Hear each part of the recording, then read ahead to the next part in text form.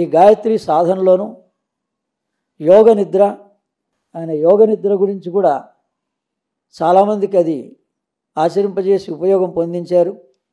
ఈ రకంగా ఈ ఆయుర్వేద మెడిసిన్స్లలో తిప్పతీగ గురించి కానీ ఇంకా వేరే వేరే ఆకుల గురించి పూర్తి నాలెడ్జ్ ఉంది ఆయనకి. ఆయన అడిగి మిగిలిన వివరాలు ఏమన్నా ఉంటే తెలుసుకునే ప్రయత్నం చేద్దాం.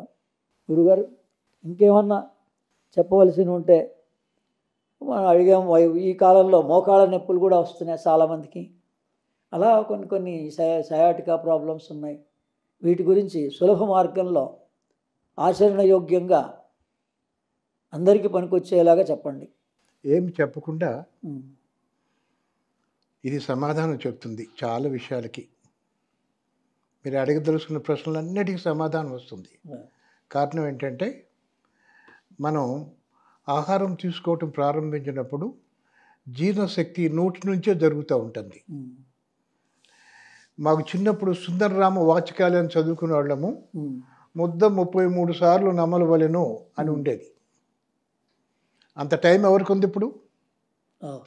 అంత టైం లేదు ఎవరికి లేదు. మేమే ఇంకా ఏమిటంటే, ఆహార నియమాలు చెప్పేటప్పుడు చాలా తక్కువ తీసుకోమని చెప్పేవాళ్ళం. ఎప్పుడైతే తిన్న తర్వాత లోపలికి వెళ్తుంది, స్టమక్ లోపలికి ఎంతసేపు ఉంచాలంటే మెడికల్ సైన్స్ చెప్తున్నాయని 1.5 hours పొట్టలో ఉంటుంది అని. మనం వాషింగ్ మిషన్ వేస్తాం చూడండి, కొంతసేపు దడదడ చేస్తుంది, ఆ తర్వాత నీటిని వదిలిపెట్టేస్తుందా లేదా? సిమిలర్లీ స్టమక్లో కూడా 1.5 hours ఉంటుందంట మనం తీసుకున్న ఫుడ్. కెమికలైజ్ అవుతుంది, ప్రాసెసింగ్ జరుగుతుంది. అక్కడ నుంచి త్రూ డియోడనం స్మాల్ ఇంటెస్టైన్లోకి, స్మాల్ ఇంటెస్టైన్ బిగ్ ఇంటెస్టైన్లోకి, బిగ్ ఇంటెస్టైన్లో అసిమ్యులేషన్ జరుగుతుంది. ఇదంతా డైజెషన్. అసిమ్యులేషన్ అంటే మనం తీసుకున్న ఆహారం యొక్క ఎసెన్స్ బ్లడ్లోకి చేరుతుంది. ప్రాబ్లమ్స్ అన్నీ అక్కడే ఉంటాయి. పెద్ద పేగు బాగుంటే ఏమి పెద్ద రోగం మనకి రాదు. అందువల్ల ఇప్పుడు మీరు చూసిన చార్ట్లో దానిలో ఆ పెద్ద పేగుల గురించి తెచ్చండి. పెద్ద పేగులో అన్ని అవయవాలు, బాడీలో అన్ని అవయవాలు దానిలో రిప్రజెంట్ అవుతున్నాయి. అంటే పెద్ద పేగు బాగుంటే అన్నీ బాగున్నట్లే లెక్క. మేము పల్లెటూరు వాళ్ళమి, ఏమి రోగం రావాడికి అంటే ఏమి లేదు గురువు, తిన్నది అరకాన్ని. తిన్నది వంట పడితే వాడు జబ్బేముంది. అది ఎప్పుడైతే ఇంటెస్టైన్లో గ్యాస్ ఫార్మేషన్ ఉంటుంది చూడండి, చాలామంది అదే ప్రాబ్లం ఈ రోజుల్లో. గ్యాస్ ఫార్మేషన్ హైడ్రోజన్ బాంబులు వేస్తున్నాడు అంటాం. ఒక్కొక్కడు బాంబు వేస్తే ప్రక్కింటికి కూడా వినిపిస్తుంది, అంత ఘోరంగా ఉంటుంది. అక్కడ గ్యాస్ ఫార్మేషన్ పోవాలంటే ఒక చిన్న ఫార్ములా నేను ఇంటర్నెట్ నుంచి చూసి నేను ప్రాక్టీస్ చేస్తున్నాను. నువ్వుల పౌడరు, సొంటి పౌడరు, తాటి బెల్లం మనం ఇస్తాం ఒక్కొక్కటి. తాటి బెల్లం అవి 3 కలిపితే ఇది ఆహార పదార్థాలే. ఇప్పుడు తెలంగాణ వంటకాలలో ఎక్కువ నువ్వులు వాడుతుంటాం మనం. నువ్వులు, సొంటి పౌడరు, తాటి బెల్లం ఈక్వల్ రేషియో 1:1:1. బెల్లంను పొయ్యి పైన పెట్టేసి పాకం అవుతుంది. ఆ పాకంలో ఇవి కలిపేసేసి ఉండలు చేసుకోవటం. ఎన్ని ఉండలు చేసుకోవాలంటే ఎంత సైజు అంటే ఒక కుంకిడి గింజ అంతా. మార్నింగ్ ఒకటి, ఈవినింగ్ ఒకటి తీసుకోండి, ఆ గ్యాస్ ఫార్మేషన్ ఉండదు. అంతే. ఆ గ్యాస్ ఏమిటంటే ammonia sulphurated hydrogen. Ammonia is a poison. Ammonium oxide is a poison. Sulphur is also a poison. కానీ కొన్ని స్కిన్ డిసీజెస్కి సల్ఫర్ డ్రగ్స్ యూజ్ చేస్తుంటారు, సల్ఫర్ డ్రగ్స్. బట్ ఇక్కడ ఇంకేముంటే హైడ్రోజన్ ఈజ్ ఇన్ఫ్లేమబుల్. మండిపోతూ ఉంటుంది. ఒక్కోసారి ఈ ఇంటెస్టైన్ పెద్ద పేగు నుంచి గొంతులో ఉండే మంట వస్తుంటుంది కొంతమందికి, ఆవిర్లు వస్తూ ఉంటాయి. అవన్నీ పోవాలంటే గ్యాస్ ఫార్మేషన్ ఉండకూడదు. ఎంతవరకు ఉండాలి అంతవరకే. ఇప్పుడు చూడండి, ఒక్కోసారి మనం లారీ వెనకాల రాస్తారు air break, caution air break అని. ఆ ఎయిర్ సిలిండర్లో ప్రెషర్ ఎక్కువైనప్పుడు వాల్వ్ ఓపెన్ అవుతుంది, అది వదిలిపెట్టేస్తున్నాం. మనకు కూడా అటువంటి ఏర్పాటు ఉంది. కానీ అది అంతకంటే ప్రెషర్ ఎక్కువ బిల్డప్ అయింది అనుకోండి, రక్తంలో గుండా ఈ గ్యాసెస్ అబ్జార్బ్ అవుతాయి. ఆ రక్తం వెళ్తున్నప్పుడు జాయింట్స్లో ఉన్న ఫ్లూయిడ్స్ ఉంటాయి, లూబ్రికెంట్స్ అంటాం, ఆ కుషన్స్ ఉంటాయి, వాటిని తినేస్తుందండి సల్ఫ్యూరేటెడ్ హైడ్రోజన్. ఎప్పుడైతే ఆ కుషన్స్ పోయినాయో, ఆ లూబ్రికెంట్స్ పోయినాయో, డ్రై కాంటాక్ట్ వస్తుంది బిట్వీన్ బోన్స్. ఆ డ్రై కాంటాక్ట్తో ఫ్రిక్షన్ ఎక్కువ అవుతుంది, ఫ్రిక్షన్తో అరిగిపోతాయి, అరిగిపోయినప్పుడు గ్యాపులు వస్తాయి. ఆ గ్యాప్లో సర్క్యులేషన్ ఉండదు కనుక మోకాళ్ళ నొప్పులు, మోకాళ్ళే కాదు ప్రతి ఒక్క జాయింట్కి కూడా పెయిన్స్ వస్తాయి. కంటే మోకాళ్ళ దగ్గర ప్రెషర్ ఎక్కువ పడుతుంది కనుక ఎక్కువ మంది మోకాళ్ళ నొప్పుల గురించి ఆపరేషన్ చేయించుకుంటూ ఉన్నారు. ఈ ఆపరేషన్ చేయించుకోకుండా ఇందాక చెప్పాను చూడండి, మాలిని అని పేరు తీసుకున్నాను, ఆమె పేరు చాలా గొప్ప సజెషన్ ఇచ్చింది. అక్కడ గాయత్రి గాయత్రి జపం చేస్తే కొంతవరకు పోతుంది. దానికి తోడుగా ఆయిల్ మసాజ్ చేసుకుని జనరల్గా చెప్తుంటా ఆయుర్వేదంలో, ఇది నువ్వుల నూనెతో కానీ ఆలివ్ ఆయిల్తో కానీ మసాజ్ చేసుకుంటే చాలా రిలీఫ్ వస్తుంది. దానికి తోడు చిన్న ఎక్సర్సైజ్ చేసామనుకోండి, ఏమి ఆ ఎక్సర్సైజ్ సపరేట్గా చూడాలి. చిన్న ఎక్సర్సైజ్ చేస్తే ఇటువంటి ఎక్సర్సైజ్ చేసామనుకోండి, చేస్తే కొంచెం సర్క్యులేషన్ ఇంప్రూవ్ అవుతుంది. బ్లడ్ సర్క్యులేషన్ ఇంప్రూవ్ చేసుకోవాలి, బ్లడ్లో ఈ సల్ఫ్యూరేటెడ్ హైడ్రోజన్ తగ్గించుకోవాలి. అది తగ్గించుకుంటే ఈ మోకాళ్ళ నొప్పులు అయిపోతాయి చాలా వరకు. I'm managing. ఒకప్పుడు నేను కబడ్డీ ప్లేయర్ని, కార్నర్ ఆడేవాడిని, క్యాంట్కి వెళ్ళాను, పట్టుకున్నారు, కాలు తొలగ తీశారు. అప్పుడప్పుడు గుర్తు వస్తుంది, పలానప్పుడు నేను కబడ్డీ ప్లేయర్ని. అదే గాయత్రి మంత్రం గురించి 5 చోట్ల ఆపాలి అన్నదాన్ని మరోసారి స్పష్టంగా ఏం లేదు. అది గాయత్రి పంచముఖి గాయత్రి, మనం వెళ్ళాం కదా ఆలయానికి వెళ్ళాం. 5 ముఖాలు ఎందుకు పెట్టినారు? 5 ముఖాలు ఎందుకు? పంచభూతాలను రిప్రజెంట్ చేస్తుంది పంచముఖి గాయత్రి. ఈ పంచముఖి గాయత్రి కనుక 5 చోట్ల ఆపాలని చెప్పారు. మన టెక్స్ట్ బుక్లో చూసుకుంటే 3 కామాలు ఉంటాయి, ఒక ఫుల్ స్టాప్ ఉంటుంది. ఇంగ్లీష్ చదువుకున్న వాళ్ళకి అంతే, పాసెస్ అన్ని 3 comma, semicolon, colon, full stop ఉంటుంది. ఇక్కడ మనకి 3 కామాలు ఉంటాయి, ఒక ఫుల్ స్టాప్ ఉంటుంది. 4 చోట్ల ఆపాలనేది క్లియర్గా ఉంటుంది మనకి. కానీ పంచముఖి గాయత్రి కదా 5 చోట్ల ఆపాలి. కామ అంటే ఎంతసేపు ఆపాలి అని ఒక నిర్ణయానికి మీరు వచ్చారనుకోండి, ఒక సెకండ్ ఆపని చెప్పుకుంటే 5వ చోట అంటే ప్రణవం తర్వాత ఔం ఔం అని నౌసిల్ సౌండ్ వస్తుంది చూడండి, అది ఒక పాసు కామ కంటే చిన్నది. ఆ కామ కంటే చిన్నదాన్ని గురువుగారే చెప్తాడు, మిగతా వాళ్ళు చెప్పరు. మరి ఈ గాయత్రి ఎప్పుడు ప్రారంభించాలి అన్నప్పుడు 7వ సంవత్సరంలో ప్రారంభించాలి గాయత్రి మంత్రం. ఆర్యధర్మం ప్రకారంగా 7వ సంవత్సరం.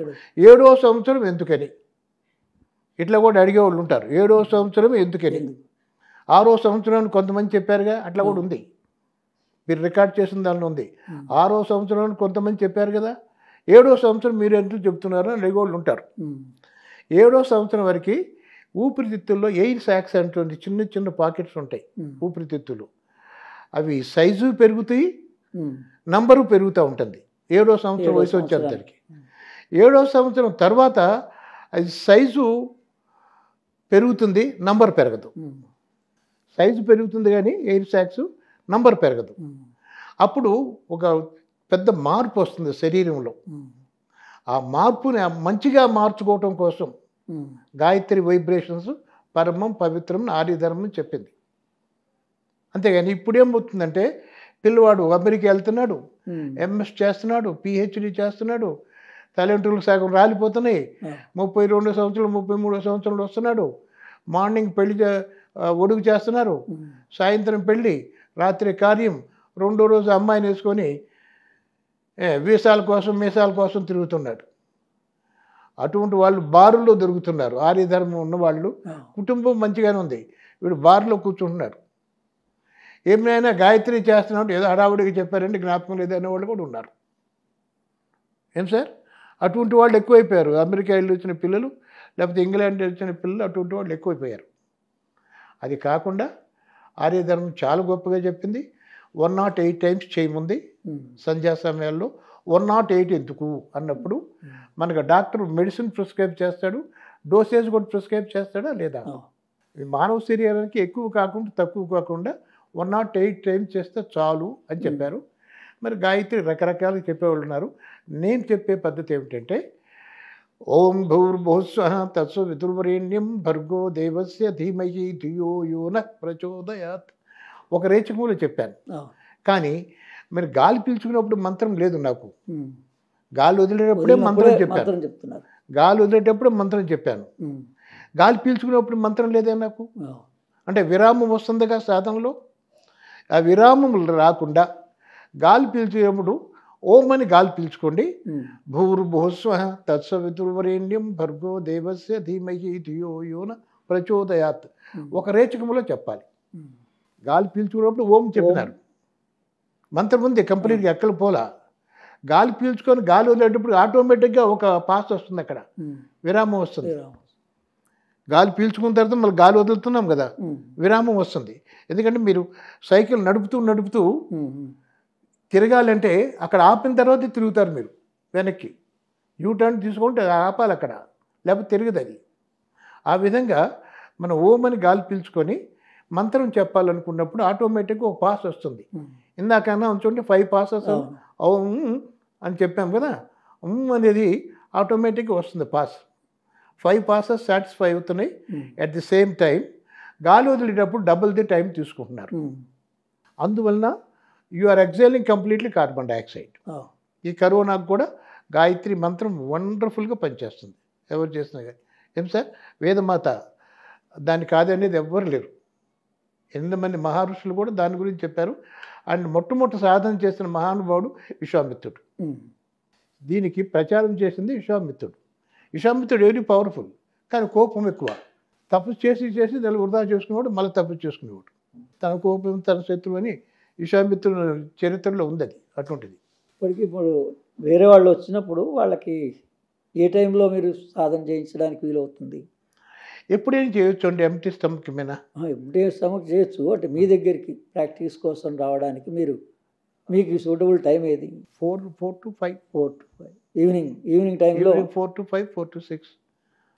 వేరే అందరికీ ఇప్పుడు ఈ ఛానల్ చూసిన తర్వాత ఎంతోమంది అడుగుతారు కదా, మీ దగ్గర వచ్చి ప్రాక్టికల్గా నేర్చుకుంటామని. కానీ రమ్మనండి,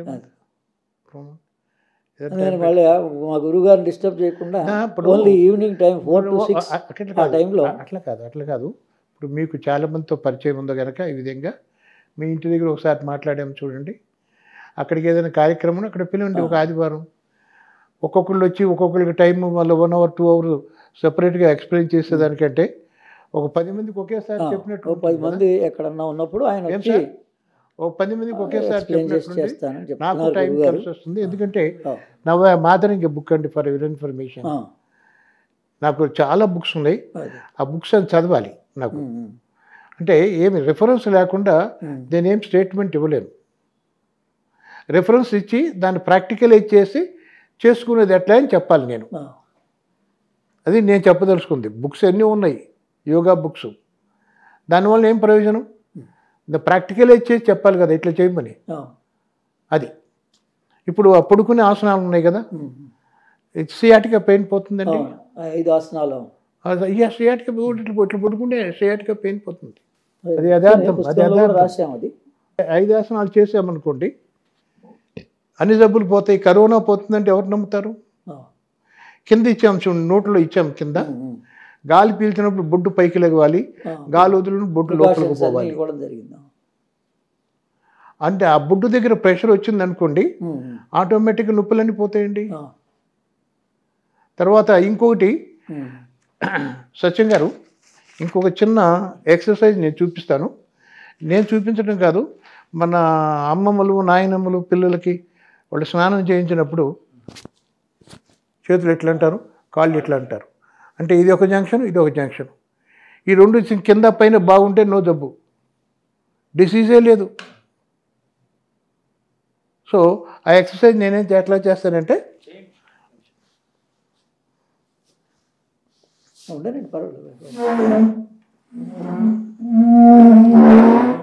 ఇప్పుడు ఇక్కడ చేస్తాను, కెమెరా అందుబాటులో ఉన్నాను నేను. ఇట్లా ఉంచండి. నేను చాలా మంది కరోనా ఏం చేశాను, డయాబెటిక్ వాడికి ఈ కాళ్ళు చేతులు స్టిమ్ములు కావటం, నమ్మరసం అవటం, ఇదంతా చేస్తే ఊరక అంతే. కాలి మడవలు పైకి బ్రీతింగ్ ఇన్, కిందికి breathing out, breathing in, breathing out. ఇది ఒకటి. ఆ తర్వాత ఎన్నిసార్లు చేయాలి 1 2 3 4 ఓ 72 టైమ్స్ చేస్తాను నేను ఇది. ఆ తర్వాత చేతులతో ఒక 72 టైమ్స్ చేస్తాను. ఈ జంక్షన్కి ఆ జంక్షన్కి ఎక్సర్సైజ్ అయిందా లేదా? అయింది. ఈ చేతులతో చేయటం కోసం అవుతాడు, కాళ్ళతో చేయటం కోసం ఈతాడు నేను ఉపయోగిస్తాను. యోగా సెంటర్ రన్ చేసినప్పుడు కూడా యోగా సెంటర్లు కట్టాం. తర్వాత డాక్టర్ సాంబశివరావు అని ఆయన ఇంగ్లాండ్ నుంచి వచ్చారు. డెన్హామ్ గవర్నమెంట్ హాస్పిటల్లో ఆయన ప్లాస్టిక్ సర్జన్. ఒక 60 మైల్స్ అవే ఫ్రమ్ లండన్. ఆయన 1 month కోసం ట్రైన్ ఇక్కడికి వచ్చాడు. ఈ లాస్ట్ బట్ వన్ హౌస్లో వాళ్ళ ఉంటారు ఉంటే అక్కడికి వచ్చాడు. వచ్చి నా దగ్గర 4 weeks కోర్స్ చేశారు సార్. జనరల్గా ఇంగ్లాండ్ నుంచి వచ్చిన వాళ్ళు ఆ చుట్టూ ఈ చుట్టూ వెళ్తూ ఉంటారు కదా, వెళ్ళకుండా ఇక్కడే చేశారు. చేసి ఆయన ఆఖరికి తన ఒపీనియన్ చెప్పుకొచ్చాడు. ఆయనే చెప్పింది. ఒక doctor MBBS FRCS London, FRCS Edinburgh, ఆయన రికార్డ్ చేసింది ఉందండి అంశివ్ గారి గురించి. చివరిగా ఏదైనా సందేశం ఇవ్వండి. సందేశం ఏం లేదు. గాలి పీల్చండి, గాలి వదలండి. గాలి పీల్చేటప్పుడు రా అని గాలి పీల్చండి, బొడ్డు పైకి లెగవాలి. గాలి వదిలి మా అని గాలి వదలండి, బొడ్డు లోపలికి పోవాలి. ఇంతే. ఆ గాలి పీల్చడం గాలి వదలటం ఈక్వల్ రేషియో అనుకోండి. టు స్టార్ట్ విత్ నాభిక్రియ జరగాలి. ఆ తర్వాత యోగాభ్యాసంలో తర్వాత మీరు 1:2 రేషియో మెయింటైన్ చేయమని చెప్పారు కదా గురువు గారు. అన్నప్పుడు ఓం అని గాలి పీల్చుకోండి. గాలి వదిలేటప్పుడు శ్రీరామ రామ రామేతి రమే రామే మనోరమే సహస్రనామ తత్తుల్యం రామనామ వరాననే ఒక ఎగ్జాంపుల్ ఈ మంత్రం అంతా చెప్పాలని పెట్టుకోండి. ఇప్పుడు నేనైతే తెల్లవారుజాము లేచి ఇట్లా పెట్టుకొని ఆ రామ మంత్రం చేస్తానండి. ఓం అని గాలి పీల్చుకుంటాను. శ్రీరామ రామ రామేతి రమే రామే మనోరమే సహస్రనామ తత్తుల్యం రామనామ వరాననే మంత్ర వైబ్రేషన్స్ ఉంటాయి. At the same time breath ratios maintain చేస్తున్నా. So that I can exhale carbon dioxide fully every time. ఇది చేసినా కానీ కరోనా పోతుందండి. రాని ఓం అని గాలి పీల్చుకో, రామ మంత్రం చెప్పు. వాల్మీకి చెప్పాడు ఈ రామ మంత్రం. వాల్మీకి రాసింది యోగ వాసిష్టం, వాల్మీకి రాశాడు. ఫాలో అయింది వశిష్ఠుల వారు. మీకు అది ఏమో జనరల్గా యోగ వాసిష్టం అంటే వశిష్ఠుల వారు అనుకుంటారు. కాదు, రాసింది వాల్మీకి, ఫాలో అయింది వశిష్ఠుల వారు. లేకపోతే బోయేవాడు రామాయణం రాయటం సాధ్యమవుతుందా సార్? రాముని దయ ఉండాలి. నేను అందువల్ల చెప్తున్నాను సార్, మన బాసర వెళ్ళినప్పుడు బమ్మెరిపోతున్న సమాధికి ఎందుకు చేశారంటే ఆయన నేను రాముడిని ఇట్లా చూశానని రాశాడు. నా కనుదోయం కనబడే అంటాడు. మరి ఆ పవిత్ర స్థలం కాదా అది? మనకి టెంపుల్కి వెళ్ళి రాళ్లకు మొక్కితేనే అది అవుతుందా? కాదు కదా. ఆయన ఎక్కడ దర్శనం ఇచ్చాడో అదంతా పవిత్రమే కదా మనకి.